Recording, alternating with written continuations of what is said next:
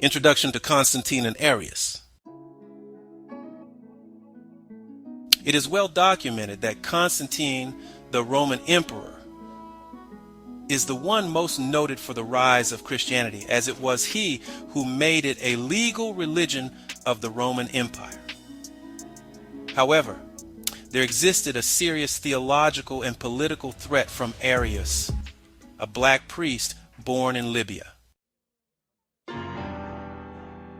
He also challenged the Orthodox view of the Trinity, questioned the divinity of Jesus, claiming he was a created being, a man-made figure, a statue given the name Serapis, on the authority of Ptolemy Soter, or Ptolemy I, who ruled Egypt from 323 to 285 BC. This statue became the first prototype image of the Jesus we see today. If you like, you can actually view it today at the Museum of London. This opposition of Arius threatened to fracture the Roman Empire's religious unity, so he had to be dealt with, and in time he was. Arius knew the truth of this fraud and vehemently opposed it. Standing on his principles, he would not and could not accept this figure to be a co-equal with God. The Council of Nicaea was a pivotal moment in Christian history, where theological debates and political agendas converged. It was a defining event that shaped the future of Christianity. With a mission to resolve the issue and preserve the stability of the empire, Constantine called for a council of bishops from the Christian world to meet in Nicaea in 325 AD. This historical event is known as the Council of Nicaea, or the Nicene Council.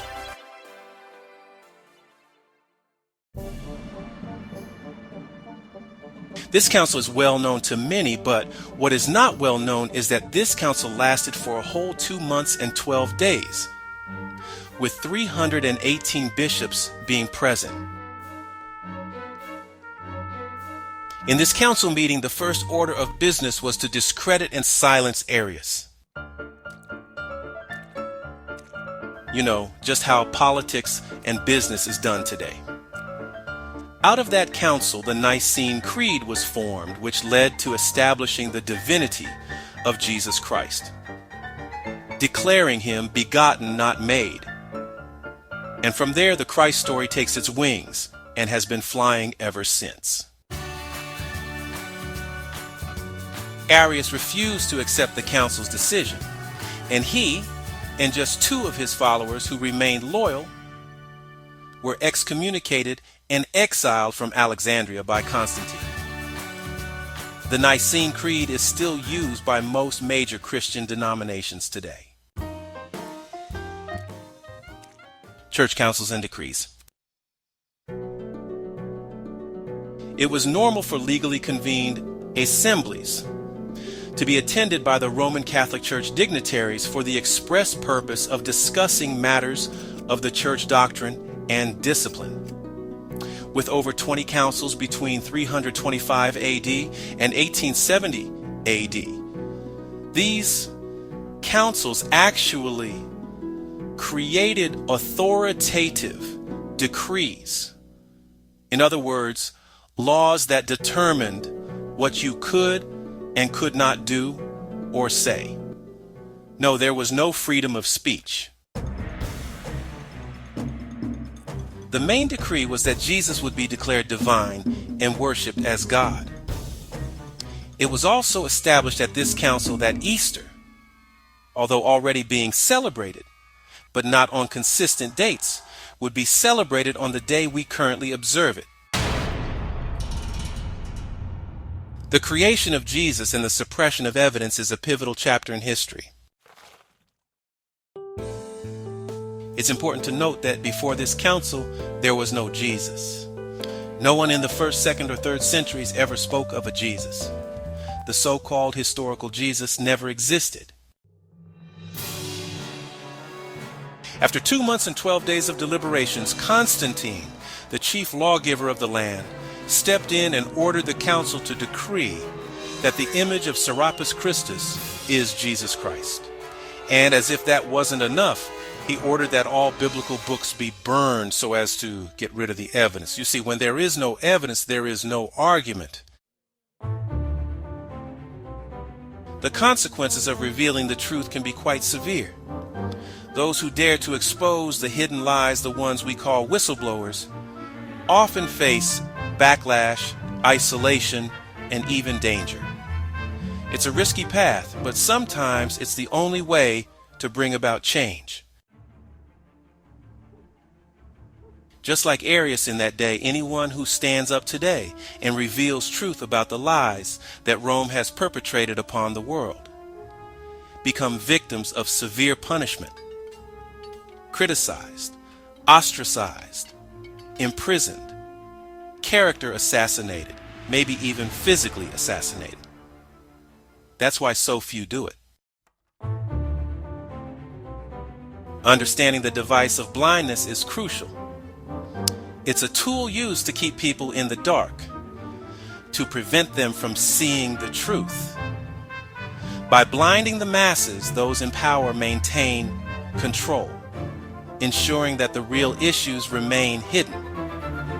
Recognizing this device is the first step toward enlightenment and freedom.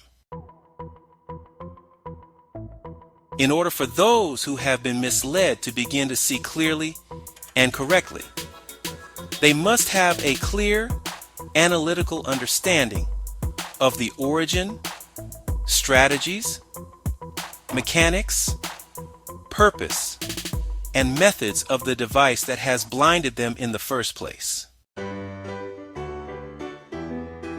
Have you identified the device that has blinded you? Probably not, because most have no clue they are blind. What is the strategy behind your blindness?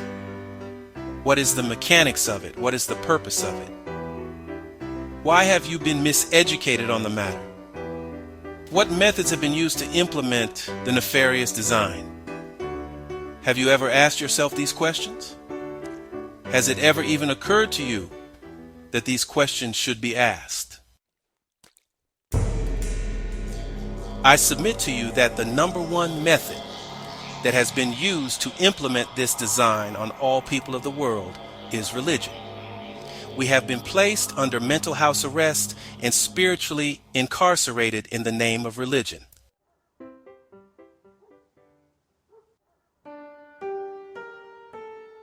The late great Dr. Ben said that religion is the deification of one's culture.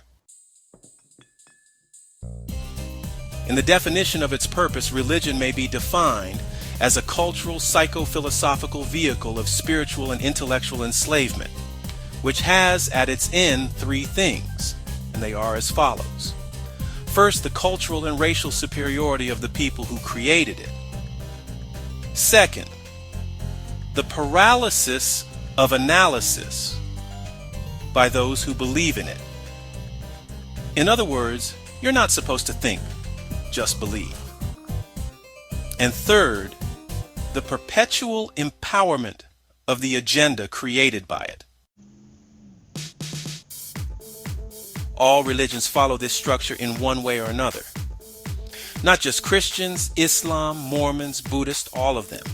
Religion is full of doctrines, whereas there is no doctrine in spirituality.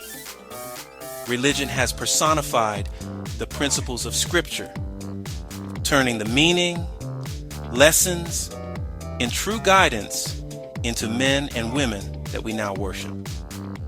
Religions were made to make you look outside of yourself so that you become powerless. All religions are corporations, and it's all a scam to keep you enslaved to them.